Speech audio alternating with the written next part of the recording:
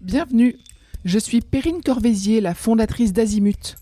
Azimut, c'est le guide des parents pour une orientation scolaire et professionnelle sur mesure avec votre enfant. Nous nous appuyons sur près de 100 spécialistes de l'orientation pour vous informer et vous conseiller. Pour découvrir l'ensemble des ressources Azimut, rendez-vous sur azimut-orientation.com. Vous pourrez notamment vous inscrire à notre newsletter. Je laisse place maintenant au contenu de cet épisode. Bonne écoute. Bonjour à tous. On est aujourd'hui chez WEP, le World Education Programme. Je suis en présence de Capucine Guérin, qui est directrice France, de Juliane, qui est conseillère de programme, et de Cyrielle, qui est l'ancienne participante de programmes scolaires à l'étranger. On va parler de ces programmes particulièrement aujourd'hui. Mais avant tout, Capucine, dites-moi ce que propose WEP, parce que vous proposez aussi plein d'autres choses. Oui, bonjour. Donc WEP propose en effet différents programmes. Le plus important, c'est celui-ci, celui des programmes scolaires, c'est-à-dire de passer une année, un semestre ou un trimestre à l'étranger en immersion dans un lycée. Ensuite, nous proposons aussi de nombreux séjours comme des séjours linguistiques. On va apprendre une langue à nouveau à l'étranger. Ça, c'est vraiment le propre de nos programmes. Pour quelques semaines, 2 semaines, 6, mais aussi sur une année complète. On a tout un tas de programmes différents qui viennent s'ajouter à cela, comme du volontariat, tout ce genre de choses que nous pourrons développer aussi, je pense, dans un autre podcast. Exactement. Alors, racontez-moi peut-être d'où est née cette idée, cette initiative d'envoyer des jeunes Français étudier à l'étranger. Alors, ça vient de Belgique, figurez-vous, puisque les fondateurs de WEP sont belges. Ce sont 2 personnes qui étaient étudiants, copains, dont un est parti en immersion quand il avait 17 ans. Et il a tellement apprécié ce type de programme qu'il a voulu faire participer les étudiants belges aussi, leur donner la chance de pouvoir vivre cette même expérience. Et donc, il a fondé WEP en 1988. Il a démarré en envoyant 10 étudiants, ça a très bien fonctionné. Et évidemment, ça a beaucoup grandi depuis, puisque la Belgique fonctionne depuis plus de 35 ans maintenant avec ses programmes. Mais aujourd'hui, WEP, c'est en France, donc évidemment, mais aussi en Italie, en Espagne, plus récemment en Pologne, en Allemagne tout récemment. Donc ça grandit.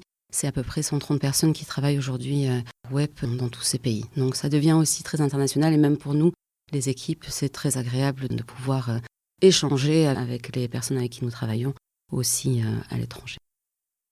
Avant de plonger dans l'opérationnel des programmes à l'étranger, ça s'adresse à des jeunes de quel âge ? Alors pour ce programme spécifique des programmes scolaires, c'est entre 15 et 18 ans passés. En fait, c'est juste après la terminale. Donc voilà, c'est vraiment des lycéens, collégiens, lycéens, puisque la majorité de nos élèves vont partir quand ils sont en seconde, première ou terminale. On parlera à la fin de tous les bénéfices que ça apporte de partir à l'étranger, un trimestre, un semestre, une année. Donc on va peut-être commencer maintenant par plonger dans la partie où est-ce qu'on peut partir, comment est-ce qu'on part, quels sont les moyens à mettre en place, quels sont peut-être les freins à surmonter. Alors, Juliane, si j'étais une maman qui vous appelait au téléphone en vous disant « J'ai peut-être envie d'envoyer mon enfant à l'étranger », qu'est-ce que vous me poseriez, vous, comme question ? Oui, déjà, je chercherais à connaître un petit peu le profil de votre enfant. C'est le plus important. Nous, on fait vraiment du cas par cas sur ce type d'expérience. On essaye de trouver le pays, l'immersion, le type de formule qui pourrait le mieux correspondre. On en a un bon panel chez WEP. La première question, ce serait effectivement peut-être l'âge du participant et sa classe, pour essayer de pouvoir intégrer ce programme à une scolarité française, ce qui n'est pas toujours évident. Les jeunes qui partent sur un programme d'une année entière, donc environ 10 mois, une année scolaire, le font souvent en césure. Donc entre 2 années, c'est le principe du bac en 4 ans. Ça, c'est aussi important à intégrer pour le présenter après à l'établissement scolaire français, puisque le curriculum français n'est pas du tout conservé une fois sur place. On est vraiment sur une immersion dans des lycées 100% locaux qui ne vont pas suivre le programme français. Ce qui fait que souvent les jeunes vont le faire effectivement sur une césure, donc entre une 3e et une seconde, entre une seconde et une première, entre une première et une terminale, ou en post-bac. On peut essayer évidemment d'intégrer le principe d'immersion à une scolarité en partant sur un trimestre ou un semestre, si le lycée français accepte. Donc ça pourrait être aussi un des freins, et une chose importante à demander au lycée, c'est d'accepter effectivement quand même le passage à l'année suivante, ou alors de passer par un redoublement en césure scolaire, et revenir quand même avec des bulletins scolaires et des relevés notes américains, irlandais, canadiens, néo-zélandais, pouvoir l'intégrer après à un Parcoursup ou un dossier scolaire en général. Vous avez cité des pays anglophones. Est-ce que ça se limite aux pays anglophones ou est-ce qu'il y a d'autres pays ? Non, pas du tout. C'est vrai que c'est un peu le cœur de métier puisqu'on a commencé par les programmes scolaires États-Unis et c'est quand même une grosse demande qu'on va avoir chez WEP actuellement, mais on a évidemment d'autres types de pays. On a plus de 20 pays présents sur ce type d'expérience et du coup pas mal de langues également à notre actif. L'espagnol, on va avoir l'italien, on va pouvoir apprendre l'allemand, même le japonais. Donc non, on peut forcément évidemment apprendre d'autres langues dans le même type d'immersion, vraiment aller au lycée local. Aller au lycée local, ça veut dire être interne ou est-ce qu'on est en famille d'accueil ? On va avoir un peu les deux propositions. C'est vrai que le programme Hyper Authentique, c'est en famille d'accueil. On pourra avoir aussi l'immersion culturelle, familiale, le petit cocon, et puis voilà, toute l'immersion, on va dire un petit peu plus cocooning, qui peut aussi rassurer les plus jeunes. Mais on va avoir quelques programmes dans ce qu'on appelle les boarding schools, donc le programme d'internat, sur quelques pays, notamment les États-Unis, l'Angleterre, l'Irlande. Quelques programmes en internat. Donc vraiment au cœur de la vie scolaire. Est-ce que vous avez aussi un choix par rapport aux passions et aux loisirs des enfants qui postulent ? Absolument. Et c'est souvent un des motifs aussi qui vont motiver les jeunes à partir. Pouvoir continuer une passion, continuer un sport, continuer une matière spécifique qu'ils vont avoir en tête ou qui vont vouloir travailler un petit peu plus que les autres. On peut essayer de faire du cas par cas, de trouver dans des lycées, dans des formules spécifiques, un choix de matière, un choix de sport, continuer un sport à haut niveau par exemple, continuer une activité comme du théâtre, des arts plastiques. Ça peut évidemment être une recherche qu'on va mettre en place auprès des lycées locaux. Parfait. Le niveau de langue au départ, est-ce que c'est important que mon enfant parle déjà pas mal ou est-ce qu'il peut être vraiment assez nul avant de partir ? On sait que les jeunes Français au lycée ou au collège ne sont pas forcément les meilleurs du monde en anglais. Donc ça va un petit peu dépendre des formules. Pareil, on va avoir des formules qui vont être un peu plus strictes, où on va regarder, on va pouvoir faire passer un test d'anglais aux jeunes pour vraiment essayer de le faire accepter sur le programme. Il y a quand même une candidature à passer pour la plupart des formules. Mais par contre, on va avoir des programmes beaucoup plus souples, comme les programmes au Canada ou en Irlande, où il n'y aura pas de niveau de langue demandé au début. Évidemment, plus le jeune en sait et plus il sera à l'aise, plus simple ce sera une fois sur place pour s'intégrer le plus vite, quoi. Donc l'idée, c'est pas de découvrir une langue, c'est-à-dire que mon enfant qui est, passionné de manga, va pas postuler pour un séjour au Japon s'il parle pas un mot de japonais. Alors pas un mot, c'est compliqué, effectivement. Il y a quand même souvent un petit niveau A1, A2 pour pouvoir commencer à postuler à ce type d'expérience-là. On demande en plus de postuler au moins un an à l'avance, donc il y a aussi une année de préparation pour se mettre un petit peu à niveau en termes de niveau de langue. Mais c'est vrai que des pays spécifiques comme le Japon, la Norvège, le Danemark par exemple, il faut un petit niveau classique en langue. Mais c'est vrai que l'immersion sert aussi à ça. C'est de consolider un réel niveau, de passer du scolaire à la vie quotidienne. Et c'est comme ça qu'on apprend le mieux et le plus vite, quoi. Cyrielle, vous avez vécu l'expérience d'une immersion en lycée au Canada. C'est ça, racontez-moi. Exactement, c'est ça. Je suis partie à mes 15 ans, juste après mon brevet en 3e, pour faire une immersion au Canada, plutôt dans l'Alberta, donc dans la province de l'ouest du Canada. Je suis partie en famille d'accueil pour faire un programme high school dans un lycée classique là-bas. Vous étiez à quel trimestre ? C'était en fin d'année, en début d'année ? Alors c'était pour moi le début d'année de seconde, donc je suis rentrée en fait en France en faisant une rentrée différée en novembre. Donc je suis partie de août à novembre. Canon. Qu'est-ce que ça vous a apporté concrètement ? Concrètement, déjà une grosse amélioration au niveau de la langue. Évidemment, j'avais un niveau scolaire traditionnel, on va dire, et quand je suis rentrée, j'ai vraiment senti une grosse différence sur mon niveau. Mais c'est surtout au niveau du gain d'autonomie, de maturité, où j'ai vraiment senti une grosse différence et mes parents ont été les premiers à le dire en tout cas. C'est vrai que quand on part à l'autre bout du monde et qu'on est tout seul, on est parfois confronté à soi-même aussi. Et c'est pas forcément évident au début, mais ça fait partie aussi de l'aventure et c'est finalement la plus belle partie de vivre des expériences seules au bout du monde, de rencontrer plein de personnes différentes. Et c'est vraiment ce qui m'a apporté le plus, en tout cas au niveau maturité et humain aussi, relationnel. Est-ce que c'était votre choix ou celui de vos parents à l'origine ? C'était mon choix. J'ai toujours voulu faire ça, j'ai toujours voulu partir. J'ai toujours un petit côté aventurier. Après, mes parents m'ont toujours aussi beaucoup épaulée dans ce projet. J'étais pas forcément scolaire à l'école. J'avais pas mal de difficultés ou de lacunes dans les sciences, par exemple. Donc, je savais que mes langues, c'était vraiment mes points forts. Donc, mes parents m'ont dit, OK, il va falloir qu'on valorise cet aspect-là, en tout cas de ton profil. Donc, c'est pour ça qu'on a fait un commun accord, entre guillemets, de se dire que je pouvais partir dans ce type d'expérience et c'est vraiment sans regret, en tout cas. Qu'est-ce que vous en avez retiré peut-être après le bac ? Alors, cette expérience au Canada, ça m'a vraiment créé tout mon profil et mon parcours professionnel. Déjà, dans mon lycée, j'ai choisi mes spécialités vraiment grâce à cette expérience. de vouloir prendre des spécialités dans la langue anglaise, dans le fait de vouloir être impliqué dans du relationnel client. Donc ça a vraiment joué en tout cas sur mon post-bac parce que je suis revenue avec des vrais bulletins scolaires de mon établissement et c'est une des questions qu'on m'a posées principalement lors des entretiens pour les études supérieures. Avoir un profil qui est parti à l'autre bout du monde, c'est pas anodin, surtout à cet âge-là. Et en fait, ça a vraiment fait la différence et maintenant je travaille dans le secteur du tourisme. Donc ça a vraiment en tout cas orienté mon profil pour me destiner à ce type d'emploi en tout cas. Canon.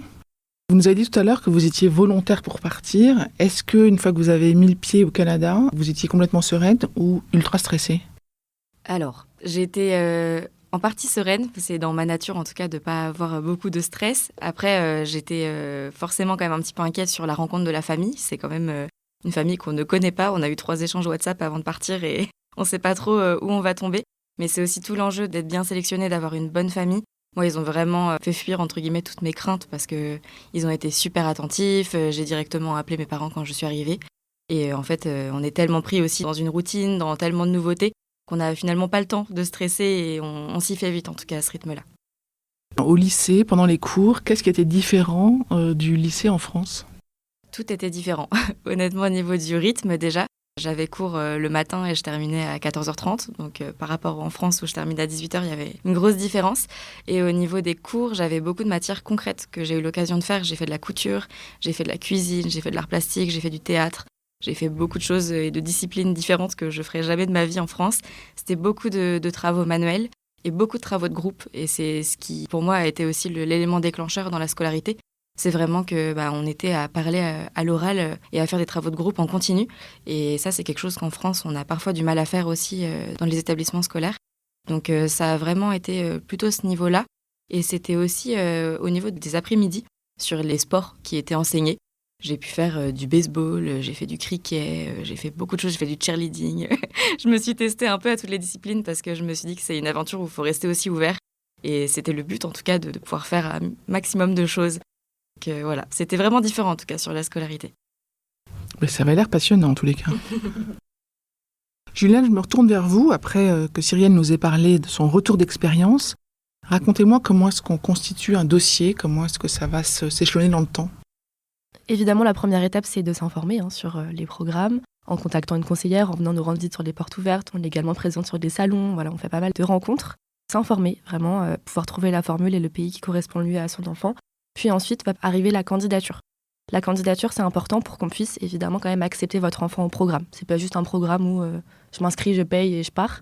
On est vraiment sur une candidature, on choisit bien nos jeunes avec l'entretien de motivation, un test de langue si nécessaire, on vérifie un petit peu les bulletins scolaires. Et ensuite, c'est la création du dossier. C'est la partie la plus importante à mes yeux.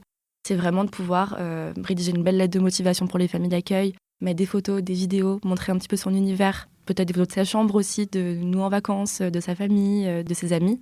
Vraiment constituer un réel dossier qu'on va pouvoir envoyer aux familles d'accueil et qui vont, suite à cette lettre de motivation, pouvoir choisir un jeune qui correspond également à leur propre rythme de vie, leur environnement, leur climat peut-être. On a certains pays où le placement est complètement aléatoire. Sur un programme États-Unis, par exemple, on peut aussi bien tomber en Floride que dans le Michigan, que en Californie, par exemple. Donc c'est vrai que ça peut évidemment orienter le choix des familles d'accueil, de faire une belle lettre de motivation qui représente vraiment votre enfant et évidemment quand même garder quelques portes ouvertes sur tout type de famille. On a des familles qui sont vraiment top, toutes volontaires pour accueillir les jeunes, donc qui ont vraiment l'envie de montrer leur propre culture, mais aussi d'accueillir un jeune qui leur correspond à la fin. Est-ce qu'on choisit sa famille ou est-ce qu'on choisit un peu une typologie de famille dans laquelle on va tomber ? Même pas. On va juste se présenter, nous, en tant qu'étudiants et en tant que futurs étudiants d'échange, pour être accueillis dans une famille qui va nous choisir. Et c'est vraiment la famille, pour le coup, qui va choisir, comme elles sont vraiment volontaires et qu'elles se présentent pour vouloir accueillir un jeune chez elles, dans le lycée de secteur et dans sa vie de famille. C'est vraiment aux familles que revient le choix de l'étudiant. D'accord, donc c'est plutôt les étudiants qui doivent se vendre, entre guillemets, plutôt que les familles qui doivent faire un super dossier, voilà. Tout à fait. Alors évidemment, les familles ont un dossier à constituer aussi pour rentrer dans le programme, enquête de voisinage, visite de domicile, de quartier, de lycée. Les motivations sont évidemment toutes demandées aux familles. Donc elles doivent quand même, entre guillemets, elles se vendre pour rentrer au sein du programme et ensuite avoir le choix d'un étudiant. Quel est le délai nécessaire que vous conseillez aux familles avant d'avoir ce type de projet ? Alors évidemment, je pense que souvent les jeunes sont très demandeurs dès le collège. Nous, on est vraiment sur les programmes de ce qu'on appelle high school, donc l'immersion au lycée, qui peut se faire dès la fin de la 3e. Souvent, ce qu'on va conseiller, c'est au moins de s'informer 2 ans à l'avance. Une candidature est nécessaire entre 12 et 18 mois pour être vraiment, vraiment bien, puisque la création du dossier met plusieurs semaines, voire plusieurs mois à se constituer. Et évidemment, les familles, et puis même nous, en tant qu'organisme, on a quand même besoin de plusieurs mois pour pouvoir inscrire l'enfant à l'école, trouver la bonne famille, créer le match, faire les demandes de visa si nécessaire. On organise aussi tout ce qui va être avion, préparation au départ, accueil à l'aéroport. Enfin, c'est vraiment un programme pas anodin où on va évidemment être là à chaque étape pour suivre les familles et les jeunes à se préparer au maximum. Une fois que le jeune est parti, est-ce que vous restez quand même en contact, vous, avec le jeune et sa famille ? Absolument, absolument, c'est évidemment obligatoire. On ne dirait pas comme ça, on dirait qu'on envoie son jeune de 15-16 ans à l'autre bout du monde pendant 1 an. Mais non, c'est un programme qui est extrêmement encadré et une fois sur place par un correspondant local qui est physiquement présent sur place et qui est là un petit peu en parrain, si vous voulez, quelqu'un un petit peu neutre qui va faire le relais entre une famille d'accueil et un jeune. S'il y a des petits quiproquos, des petites mésententes, ça peut arriver. Et évidemment, depuis la France, des référents francophones avec un numéro d'urgence nuit et jour disponible, et pour les familles et pour les jeunes, s'il y a besoin d'un relais en français, en fait, évidemment, que c'est suivi. Voilà, ils ont vraiment 2 référents, un local et un francophone. Très bien, très clair. Une fois que le jeune revient, qu'est-ce que vous faites de lui ? Je pense que Cyril était un bon exemple. On essaye toujours de garder contact, évidemment. Souvent, on fait des petits retours d'expérience où on reçoit les jeunes d'une même promo à leur retour pour qu'ils puissent échanger un petit peu aussi sur ce qu'ils ont vécu. Et on essaye de, évidemment, garder contact. On leur demande s'ils veulent peut-être raconter leur expérience lors de nos portes ouvertes, venir sur des rendez-vous avec nous, par exemple, pour vraiment essayer de rendre plus concret aussi la chose pour les parents qui, peut-être, n'ont pas forcément le retour directement sur leur investissement, entre guillemets, 2 ans à l'avance, quand leurs jeunes leur en parlent dès 12, 13, 14 ans. Donc non, je pense que c'est une bonne chose de garder le lien. Et puis quand on rentre dans la famille WEP, déjà 2 ans avant de partir, on en ressort normalement plus jamais. Génial. Qu'est-ce que vous pourriez dire aux parents sur ce qu'apporte ce programme d'études à l'étranger ? Alors, je pense que sur cela, ça apporte évidemment énormément de choses. Déjà au niveau de la langue, c'est évident, on revient bilingue d'un programme comme celui-ci, surtout si on part 1 année. Et donc au-delà de la langue qui sera acquise pour toujours, donc on n'en parle plus après, on peut se concentrer sur les autres matières qui vont être étudiées.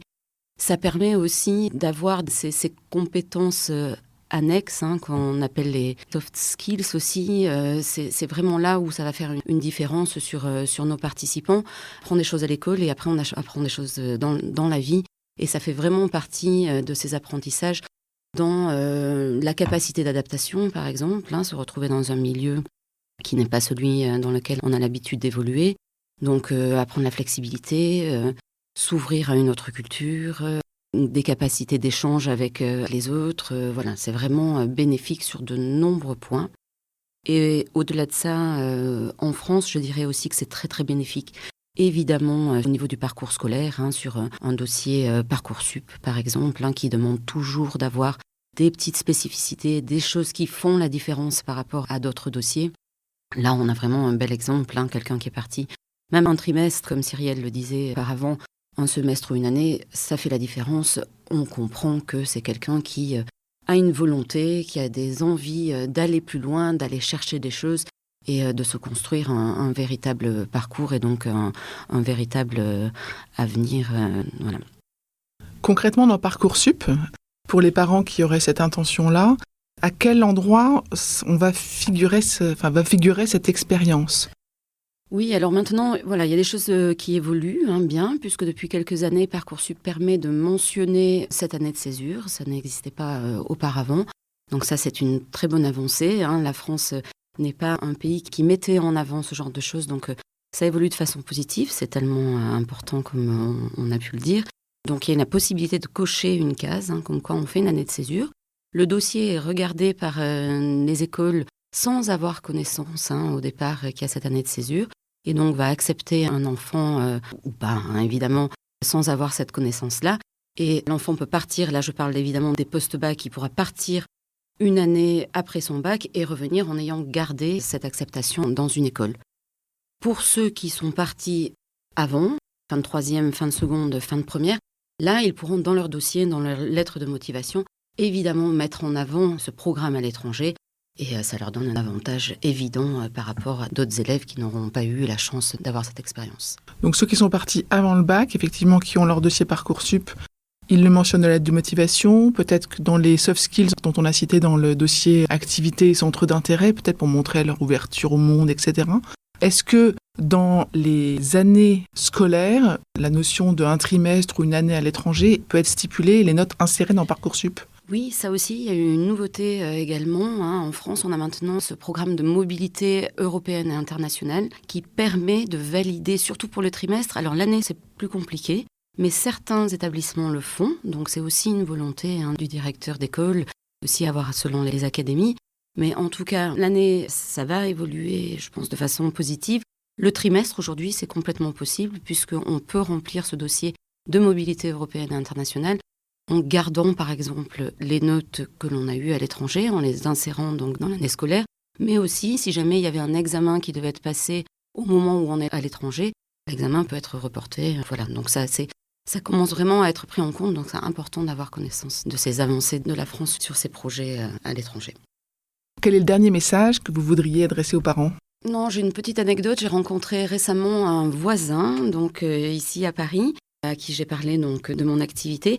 Et figurez-vous que c'était un ancien participant web, il est belge et il fait partie des premiers élèves qui étaient partis à l'époque. Et il m'a tout simplement dit, ceci devrait être obligatoire et inséré dans le parcours scolaire. Voilà, donc je pense que c'est très intéressant.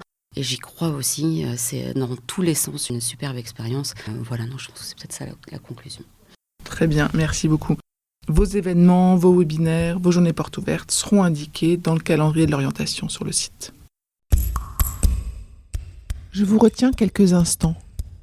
Vous écoutez peut-être sur Apple ou sur Spotify ou sur Deezer ou sur une autre application de podcast. Je voulais m'assurer que vous connaissiez l'existence de notre site azimut-orientation.com. Sur ce site, les contenus sont organisés par thématique et par situation. Ceux qui connaissent adorent et utilisent notre moteur de recherche, ce qui leur permet d'aller chercher directement le bon contenu qui correspond à leur problématique. Je vous encourage à vous y connecter et n'oubliez pas de vous inscrire à notre newsletter. Merci de votre fidélité et à bientôt.